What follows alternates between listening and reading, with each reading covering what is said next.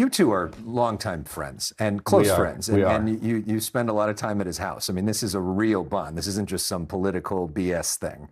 No. What does this mean to you, this moment? Well, thank you, Stephen. It does mean a lot, and I've admired the race that you've run. You ran to bring down costs for California, and you brought a unique business experience, having worked with President Clinton, President Obama. But people know you for your business acumen. Alex, you probably don't know how generous he is to others. He was just honored by the Dodgers as Amigo of the Year for his work with the Dream Foundation to take on homelessness. But also, I heard from a third party, I didn't tell you this, but I was told by the farm workers that he has funded a crisis center for the farm workers who are being chased through the fields by ICE so that they can, address the legal costs and the worry around that. And so I look forward to drawing on, Stephen's experience as I take on bringing more housing to California, modernizing the state, and adding small businesses in our state. So you've traveled up and down the state. I have. You've talked to people for years now looking into this issue, right, and studying this issue. What's the most important lesson you learned from running for California governor? The most important lesson I've learned is really solidifying a place where I've grown up, and I made the right decision moving back home 5 years ago. California is a country, and it's the greatest state, not in the United States, it's the greatest place to live in the world. It's the most diverse, tip-to-tail state with over 200 languages spoken and cultures. And when I grew up here, we were the bully pulpit of the United States. And I know Eric will bring that back with his fight because he's a fighter, he's a protector, and he's got these great attributes. And he grew up in Northern California, me in Southern California. And he understands, I mean, the way I say it in my words, being in the hospitality business, we're all customers. And we need to get equal or greater value. And we have problems. It's serious.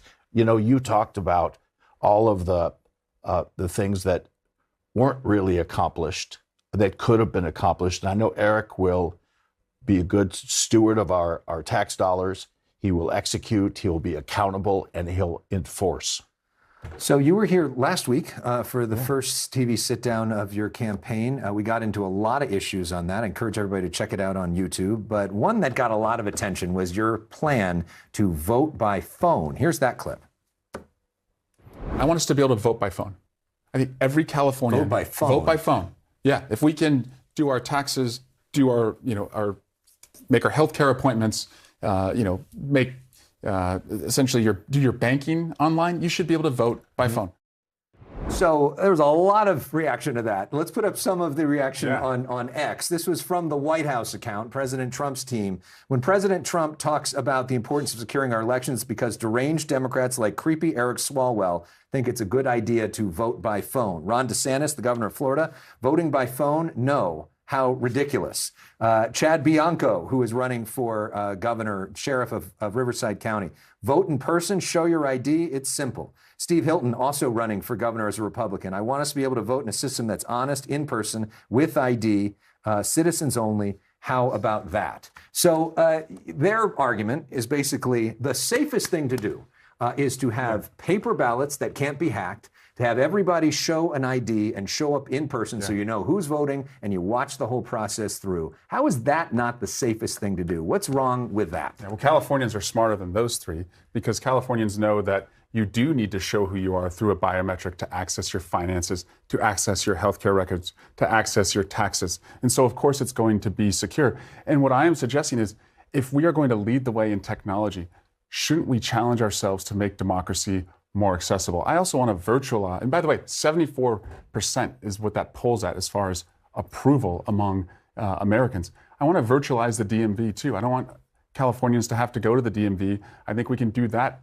virtually. There's 218 DMV offices. I'd rather take the proceeds of selling those offices and invest it in our kids. So you're not worried about voter fraud because that's the charge here. I think it's open for fraud and other people could hack the system. It's the opposite. It also provides, and this is being done right now. I'm not the first person to suggest this. It's happened in West Virginia. It's happened in mayor's races across the country.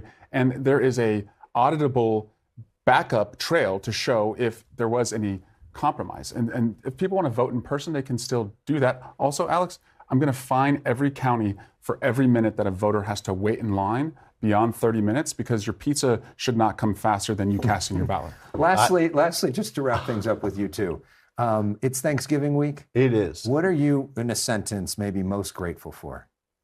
I am most grateful for the unbelievable children I have. Well said. And I'm grateful for a family who's supporting me to take on this fight for all Californians.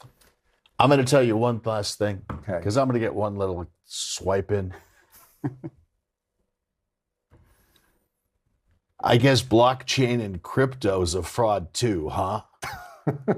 No, it's coming in. It's not. Okay, it's not. But the whole point is voter ID can be solidified with authentication of blockchain, which is the essence of crypto. Blockchain actually secures vote by phone, and the president seems to be a believer in that. Okay, there we go.